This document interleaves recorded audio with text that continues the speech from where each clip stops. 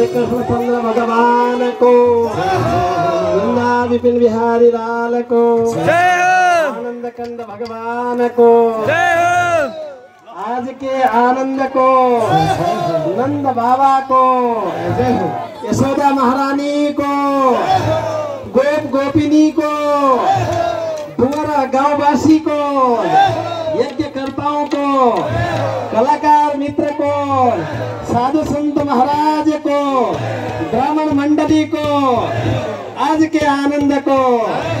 अब हामी आरतीका लागि तयार गर्नेछौँ। सबै महाप्रसाद आफ्नो ठाउँमा बसेर, किनभने यहाँ स्वयं नन्द बाबा पनि आउनु भएको थियो, भगवान श्रीहरि पनि आउनु भएको थियो र सबैले बडो आनन्दका साथमा उत्सव बनायौँ।